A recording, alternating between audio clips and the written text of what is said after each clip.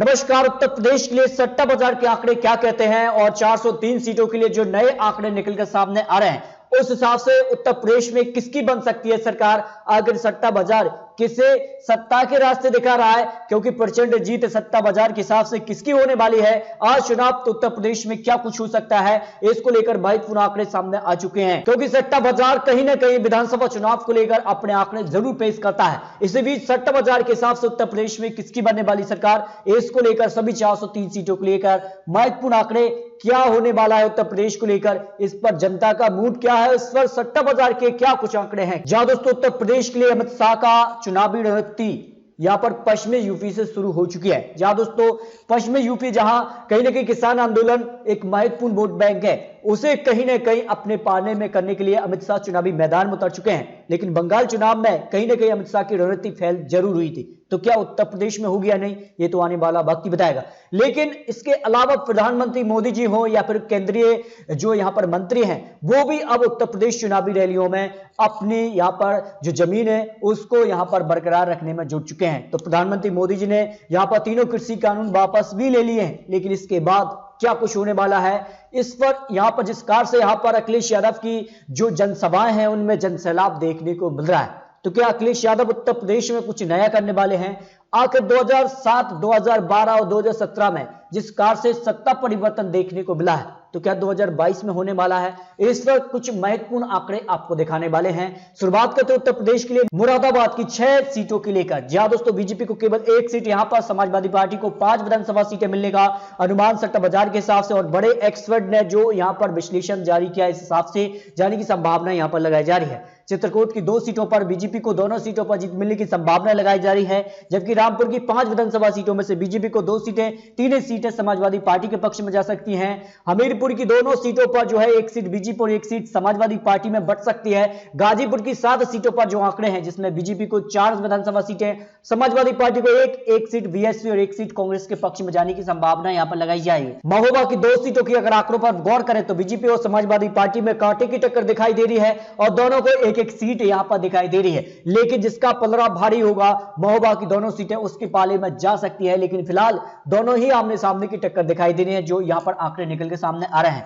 भदोही की 3 सीट पर 1 seat BJP, 1 seat Samajwadi party, 1 seat जो है वीएसपी के पक्ष में जाने की संभावना लगाई जा रही है। मुजफ्फरनगर की 6 सीटों में से बीजेपी को केवल 1 सीट, समाजवादी पार्टी को 3 सीटें, बीएसपी को 1 सीट कांग्रेस के पक्ष में जाने की संभावना यहां पर लगाई जा रही है। ललितपुर की 2 सीटों पर बीजेपी और समाजवादी पार्टी में दोनों सीटों पर आमने सामने की टक्कर दिखाई दे रही है। हाथरस की 3 सीटों पर आंकड़े बीजेपी को 1 seat Samajwadi party, 1 seat Congress के पक्ष में जाने की संभावना है, क्योंकि प्रियंका गांधी इस क्षेत्र पर कहीं ना कहीं जो जिस कार का उनका एक कहते सक्रियता दिख रही थी, उस कारण से कांग्रेस का यहां पर खाता खुलता नजर आ रहा है। जबकि बीजेपी और समाजवादी पार्टी को 1 सीट जा सकती है। औरैया की 3 सीटों पर बीजेपी को 2 सीटें, समाजवादी पार्टी के पक्ष में 1 विधानसभा सीट यहां पर जा सकती है। जबकि संत कबीरदास नगर की यहां पर जो सीटों पर गौर करें तो करीब यहां पर 3 सीटों में से 2 सीटें बीजेपी को, 1 सीट समाजवादी पार्टी के पक्ष में जाने की संभावना लगाई जा रही है। कौशांबी की 3 सीटों पर बीजेपी को 2 सीटें, 1 सीट समाजवादी पार्टी में जाने की संभावना है। यानी कहा जाए उत्तर प्रदेश चुनाव में बीजेपी और समाजवादी पार्टी में ही आमने सामने की टक्कर दिखाई रही है। कई जिलों पर समाजवादी पार्टी आगे दिखाई दे रही है, तो कुछ जिलों पर जो है बीजेपी आगे दिखाई दे रही है। लेकिन आपको संपूर्ण और महत्वपूर्ण आंकड़े अंत में आखिर किसका पलड़ा भारी उत्तर प्रदेश में आज चुनाव तो हो सकता है, इसको लेकर सटीक आंकड़े सामने आ चुके हैं। जबकि कन्नौज की 3 सीटों पर बीजेपी को 2 सीटें, 1 सीट समाजवादी पार्टी के पक्ष में जाने की संभावना लगाई जा रही है। आजमगढ़ की 10 सीटों पर बीजेपी को 2 सीटें, जबकि यहां पर समाजवादी पार्टी का एक मजबूत वोट बैंक है, उस पर फिर से समाजवादी पार्टी को ही यहां पर 8 विधानसभा सीटों पर जीत मिलने का अनुमान यहां पर लगाया जा रहा है। जबकि बागपत की 3 सीटों पर आंकड़ों पर गौर करें तो बीजेपी को 1 सीट, समाजवादी पार्टी को 1 सीट बीएसपी के पक्ष में जा सकती है, जो आंकड़े निकल कर आए हैं। जबकि यहां पर बात कर लेते हैं सुल्तानपुर की 5 सीटों में से, तो बीजेपी को 1 सीट, समाजवादी पार्टी के पक्ष में 4 विधानसभा सीटें जाने की संभावना यहां पर लगाई जा रही है। अलीगढ़ की 7 सीटों पर गौर करें तो बीजेपी को 3 सीटें समाजवादी पार्टी, 1 सीट बीएसपी के पक्ष में जा सकती है। यहां पर बीजेपी और समाजवादी पार्टी के बीच कड़ा मुकाबला, कांटे की टक्कर दिखाई दे रही है, जिस कार से यहां पर अखिलेश यादव उत्तर प्रदेश चुनाव के लिए रणनीति तहत काम कर रहे हैं उस दौरान जिस कार का यहाँ पर जनसैलाब भी देखने को मिल रहा है। योगी आदित्यनाथ के साथ कुछ बड़े दिग्गज नेता जिसमें अमित शाह जी हो, प्रधानमंत्री मोदी जी हो, या फिर जेपी नड्डा जी हो, या फिर केंद्रीय जो मंत्रिमंडल है वो भी उत्तर प्रदेश चुनाव के लिए रणनीति तैयार कर रहा है। बाधा की 4 सीटों पर 1 सीट बीजेपी को तो 3 सीटें समाजवादी पार्टी के पक्ष में जाने की संभावना है। बरेली की 9 विधानसभा सीटें काफी महत्वपूर्ण हो जाती हैं और 4 सीटों पर बीजेपी तो 3 सीटों पर समाजवादी पार्टी, जबकि 1 सीट यहां पर बीएसपी और 1 सीट यहां पर कांग्रेस के पक्ष में जाती नजर आ रही है। यानी बरेली कहीं ना कहीं कांग्रेस का एक मजबूत गढ़ था, लेकिन अब कहीं ना कहीं उस पर बीजेपी को यहां पर फायदा हो रहा है, समाजवादी पार्टी को भी फायदा होता नजर आ रहा है। जबकि शाहजहांपुर की 6 विधानसभा सीटों की अगर गौर करें तो बीजेपी को 2 सीटें, समाजवादी पार्टी के पक्ष में 3 सीटें, बीएसपी को 1 सीट यहां पर जाने की संभावना लगाई जा रही है। बात कर लेते हैं तो फिरोजाबाद की 5 विधानसभा सीटों में से तो बीजेपी को 1 सीट, समाजवादी पार्टी के पक्ष में 2 सीटें, 1 सीट बीएसपी और 1 सीट कांग्रेस के पक्ष में फिरोजाबाद के लिए लगाया जा रहा है जो अनुमान। जबकि अमेठी की 4 विधानसभा सीटों पर बड़ा उलटफेर होता नजर आ रहा है। अमेठी कहीं ना कहीं कांग्रेस के लिए एक मजबूत वोट बैंक था, लेकिन अब कांग्रेस को यहां पर नुकसान है। कांग्रेस को 1 भी सीट यहां पर नहीं मिल रही है, जबकि बीजेपी को 3 सीटों पर जीत मिलने का अनुमान है और समाजवादी पार्टी को 1 सीट यहां पर मिलने की संभावना लगाई जा रही है। जबकि यहां पर सहारनपुर की 7 सीटों में से बीजेपी को 4 सीटें, समाजवादी पार्टी के पक्ष में 3 सीटें जाने की संभावना है। बीएसपी, कांग्रेस और अन्य के खाते में 1 भी सीट जाती नजर नहीं आ रही है। जबकि उन्नाव की 6 सीटों में से बीजेपी को 2 सीटें, 3 सीटें समाजवादी पार्टी और कांग्रेस के पक्ष में 1 सीट यहां पर जाने की संभावना लगाई जा रही है। इटावा की 3 सीटों पर गौर करें तो तीनों सीटों पर बीजेपी को जीत मिलने की संभावना लगाई जा रही है। जबकि महाराजगंज की 5 सीटों में से बात करें तो बीजेपी को 3 सीटें, समाजवादी पार्टी के पक्ष में 2 सीटें जाने की संभावना उत्तर प्रदेश चुनाव को लेकर लगाए जा रहे हैं। यानी अब बात करते हैं अंबेडकर नगर की 5 सीटों में से बीजेपी को 3 सीटें, 2 सीटें समाजवादी पार्टी के खाते में जाने की संभावना है।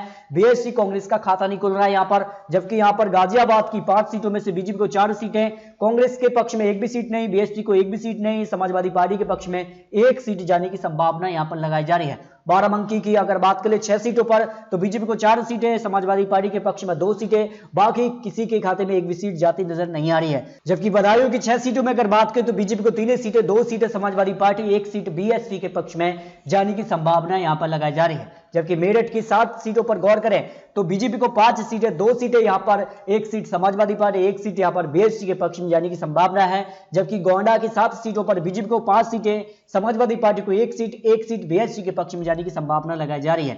जबकि कुशीनगर की 7 सीटों पर बीजेपी को 6 सीटें, समाजवादी पार्टी के पक्ष में 1 सीट विधानसभा की जा सकती है, बाकी किसी के पक्ष में 1 भी सीट जाती नजर नहीं आ रही है। जबकि बुलंदशहर काफी महत्वपूर्ण हो जाता है, यहाँ पर 7 विधानसभा सीटों में से बीजेपी को 5 सीटें, समाजवादी पार्टी के पक्ष में 1 सीट, बीएसपी के पक्ष में 1 सीट जाने की संभावना है। जबकि अयोध्या की 5 सीटों पर, सभी 5 सीटों पर बीजेपी का पलड़ा भारी नजर आ रहा है, जो यहां पर आंकड़े निकल कर आ रहे हैं और यहां पर सभी 5 सीटों पर बीजेपी जीत सकती है।